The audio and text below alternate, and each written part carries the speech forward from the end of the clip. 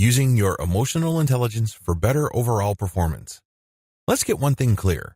Too many of us have a problem separating our thoughts from our emotional states. Whenever some sort of mental image comes to mind, if somebody says something, it triggers a wave of negative emotional states. If you're not careful, you'll end up saying or doing something that you will come to regret later on. You feel that you can't help it. You just need to think of something or somebody has to say or do something, and you get triggered. This leads to all sorts of rash actions.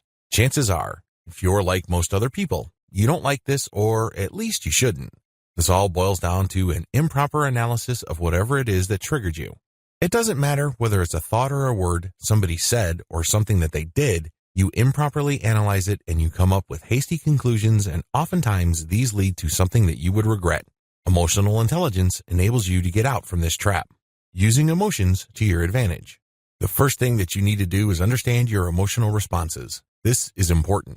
You can't just gloss over this. You can't just rush through this. You can't just automatically assume that you have a problem with your emotions and this is why you're taking this training in the first place. No, you're going to have to slowly walk through what your typical emotional responses are. You have to get a clear understanding of what you're thinking or what you're perceiving and how you respond. This is how you get out from under them. It all boils down to getting a clear perspective on the issues in your life. Now that you have a clear understanding of how you normally react, ask yourself these questions. What kind of emotional state would lead me to a better understanding of what's going on around me? What range of emotions would help me burn less bridges? What kind of feelings would lead to more effective actions? Remember, your analysis of your stimuli is what triggers these range of emotions. By looking at the emotions that you want to end up with, you can then walk back from that point to a better analysis. That raises the question, how should I read the things that normally trigger me so I can end up with these more positive emotions? Understand how you interpret your emotions.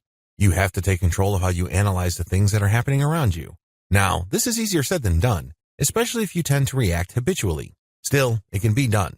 How? First, you need to avoid jumping to conclusions. Don't automatically assume that there's only one way to read a situation. For example, somebody came up to you and said you're ugly. Is there only one way to respond to that? Similarly, if somebody said you're fat or you have back acne, what then? Avoid jumping to conclusions. The conclusion here, of course, is that you should push back. There are other ways to deal with stimuli. When you do this, you open yourself to more opportunities. I know that this is difficult because you're going to have to overcome your very natural instinct of self-preservation. Nobody likes getting hurt. Nobody likes to be made to feel small, ugly, or unwanted. But you would have to overcome that to see the opportunities in front of you. If a positive reading is impossible, at least go for a neutral reading. Go for an interpretation that is not going to lead you to feeling small, insulted, or degraded. Do yourself a big favor by avoiding these. You would do yourself a very big favor by avoiding the following. First, you have to get rid of whatever victim narratives you choose to believe about yourself. I know this might come as a bit of a shock, but you are not a victim. If you're a victim, things happen to you. You can't make things happen. You are always at the receiving end of life. You know that that's not true. The fact that you have chosen to take this training is testimony to the fact that you're not as big of a victim as you think you are. Another narrative that you need to avoid is the idea that there is always constant conflict and that it is all you deserve. No, you deserve better. Things don't have to end up with some sort of win-lose situation. For you to win, somebody doesn't necessarily have to lose, and vice versa. Don't think that people are out to get you, or that the best of things have been taken by other people and the only way to get ahead is to take from somebody else. Believe it or not, there is such a thing as a win-win. That is the opportunity that I want you to train your mind on. Unfortunately, you need a tremendous amount of emotional intelligence to find the win-win situation in most interpersonal interactions. The good news is that it's always present. There is always a win-win. I mean, it's not always going to be bright and obvious, but it's always there. It's your job to look for it. Finally, you need to let go of an ego-centered narrative. I hate to be the one to break this to you, but the world is not about you. The world existed before you were born, and guess what? It's going to continue to exist long after you're dead.